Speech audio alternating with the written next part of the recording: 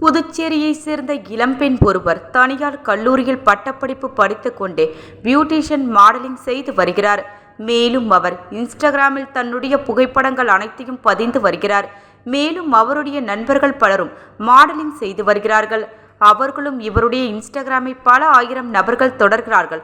கடந்த 4 நாட்களுக்கு முன்பு மேற்படிப்பு மாடலிங் செய்கின்ற பெண்ணின் புகைப்படத்தை எடுத்து சித்தரித்து அதை அவருக்கே அனுப்பி ஆபாச வார்த்தைகளால் வர்ணித்து தன்னுடன் செல்போனில் பேச வேண்டுமாறு அல்லது என்னுடைய இன்ஸ்டாகிராம் மூலம் ஆபாசமாக வீடியோ காலில் வர வேண்டும் எனவும், இல்லை என்றால் மார்பிங் செய்த புகைப்படங்களை எல்லாம் உங்கள் நண்பர்களுக்கெல்லாம் அந்த ஆபாச புகைப்படத்தை அனுப்பிவிடுவேன் என்று மிரட்டல் வரவே அது சம்பந்தமாக இணையவழி காவல் நிலையத்தில் புகார் கொடுத்தார்.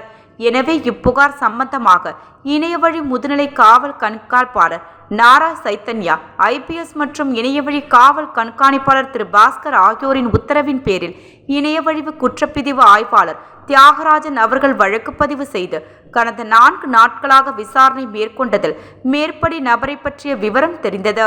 மேலும் அந்த பெண்ணின் சக நண்பர்கள் சிலருக்கும் அவருடைய புகைப்படத்தை இன்ஸ்டாகிராமில் இருந்து எடுத்து இதே போன்று ஆபாசமாக மார்பிங் செய்து அனுப்பி மிரட்டியதும் தெரியவந்தது. மேற்படி நபருடைய செல்போன் கண்காணிக்கப்பட்டு அவருடைய இன்ஸ்டாகிராம் மற்றும் வாட்ஸ்அப் போன்றவை இயக்கங்களை கண்டுபிடித்து அவர் எங்கே இருக்கிறார் என்பது தெரிய வரவே இணையவழி குற்றப்பிரிவு ஆய்வாளர் திரு தியாகராஜன், திரு BC கீர்த்தி ஆகியோரின் தலைமையில் தலைமை காவலர் மணிமொழி, காவலர் அருண்குமார், பெண் காவலர் ரோஸ்லின் மேரி ஆகிய தனிப்படை அமைத்து மேற்படி நபரை இன்று கைது செய்து அவருடைய செல்போனை ஆய்வு செய்து விசாரித்த போது அந்த வாலிபர் கடலூர் மாவட்டம் திருவாமூர் பகுதி என்னும் பன்ருட்டியில் தற்போது குடியிருந்து வருகிறார் என்பதும், அவர் சென்னையில் ஒரு தனியார் நிறுவனத்தில் மேலாளராக பணி செய்யும் ரூபா சந்துரு என்ற நபரை கைது செய்யப்பட்டார். மேலும் அவருடைய செல்போனை ஆய்வு செய்த போது 32க்கும் மேற்பட்ட பெண்களை அவருடைய இன்ஸ்டாகிராம் மற்றும் வாட்ஸ்அப்பில் இருந்து புகைப்படங்களை திருடி மார்பிங் செய்து கேவலமாக சித்தரித்து மிக அருவருக்கத்தக்க வார்த்தைகளை பேசி ஆபாச வீடியோக்களை போட்டோக்களை அவர்களுக்கே அனுப்பி மிரட்டியது விசாரணையில் தெரியவந்தது. மேற்படி நபரின் செல்போனை பறிமுதல் செய்து மேற்படி நபரை கைது செய்த தலைமை குற்றவியல் நீதிபதி முன்பு ஆஜர்படுத்தி சிறையில் அடைக்கப்பட்டார்.